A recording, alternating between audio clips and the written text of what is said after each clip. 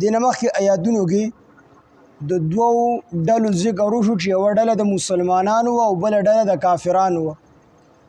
بیا په هغې کې د هغې د مخاصمت او د هغې د جګړې ذکر وشو چې دا دواړه اپس کې د یو بل سره اختلاف کوي د الله رب العزت په ذات کې، د الله په دین کې، په دین اسلام کې. اوس د هغې ډلو د کافرانو د یوې خاص ډلې د کافرانو د یوې ډلې یو خاص صورت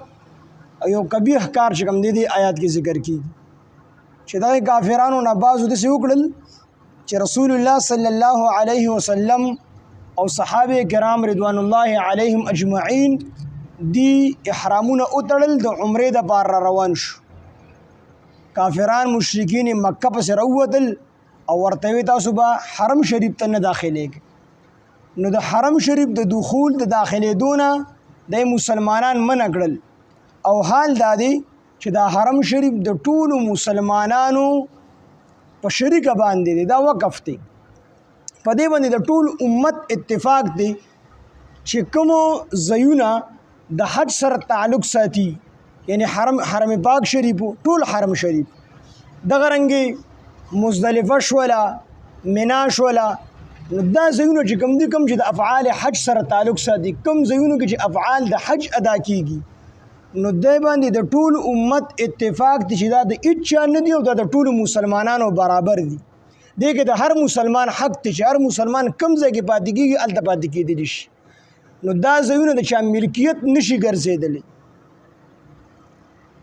کم ځایونو کې چې افعال حج ادا کیږي، کو منا ده، کو مزدلفه ده، کو دغه رنګ چې کوم دی د صفا مروه په منځ کې دغه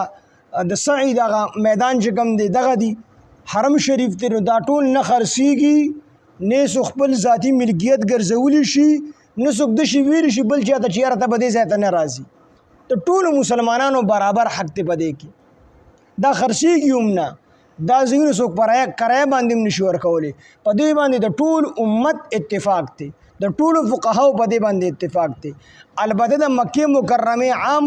کورونه چې کوم دي نو په دې کې هم د بعضو مذهب دا دی چې دا هم نشي خرڅولی څوک،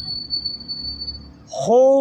راجح او د بعضې مذهب پکې دا د بعضې امامانو د بعضې فقهاو چې هغوی وینه عام د مکې مکرمې کورونه دا خرڅولی شي او دا د یو سړي ملکیت جوړېدلی شي. او د امام ابو حنیفه رحمت الله علیه نه په دې کې دوه قوله منقول دي. یو قول دا دی چې د مکې مکرمې عام کورونه هم نشي خرڅولی، او دویم قول دا دی چې د مکې مکرمې عام کورونه دا خرڅولی شي، او فتوا هم په دې قول باندې ده. دا قول راجح هم دی چې کوم ځایونه د افعال حج دپاره مقرر دي دا خو نشي خرڅولی بالاتفاق، خو عام د مکې مکرمې کورونه او د مکې مکرمې عامه ځمکه نو دا خرڅولی شي او دا د یو سړي ملکیت جوړېدی شي. ځکه چې په دې کې حضرت عمر رضی الله عنه په زمانه کې هغه چې کوم دی دغه د صفوان بن امیه، حضرت عمر رضی الله عنه د صفوان بن امیه کور دی واغستو په پیسو باندې او د مجرمانو دپاره قیدخانه جیل جوړ کړو. نو دا په دې باندې دلیل دی چې د عام مسلمانانو کورونه یا د مکې مکرمې عام کورونه دا د خلکو ملکیت جوړېدلی شي، خلک یې په کرایه باندې هم ورکولی شي، خلک یې خرڅولی هم شي. خو چې کوم ځایونه د حج سره تعلق ساتي، افعال د حج پکې ادا کېږي، نو دا د ټولو په نسبت باندې مسلمه او متفقه خبره ده چې دا څوک نه خرڅولی شي، نه څوک د دې ځای نه څوک منع کولی شي. نو دې کافرانو دغه یو قبیح کار کړی و، هغه په دې آیات کې ورته اشاره شوې ده چې دا ظالمان د اسلام نه هم خلک منع کوي او مسلمانان د مسجد حرام نه چې کوم دی هم منع کړي. او حال دا دی چې په مسجد حرام کې د مکې مکرمې چې کوم حرم دی نو په دې کې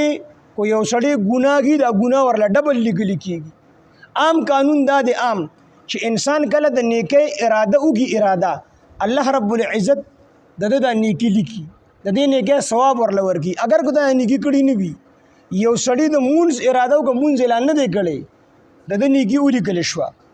خو که یو سړی د ګناه اراده وکړي که نه ګناه یې لا کړی نه دی، نو الله تعالی دې په دغه ګناه باندې نه رانیسي او دغه ګناه د ده نه لیکلی کېږي. خو د حرم شریف دا خصوصیت دی چې په حرم شریف کې یو سړي د ګناه پخه اراده وکړي نو د ګناه غ اراده ورله هم لیکلی کېږي. نو هلته کې دې ظالمانو یو خو کفر او شرک یې کو او د کفر او شرک سره بل دا غلط کار وکړو او لوی ګناه وکړله چې رسول الله صلی الله علیه وسلم او مسلمانان د عمرې نه منع کړل او عمرې ته او حرم شریف ته دی پرې نه ښودل. نو الله تعالی په دې کې دغه ډلې دغه کبیح کار طرف ته اشاره کړله.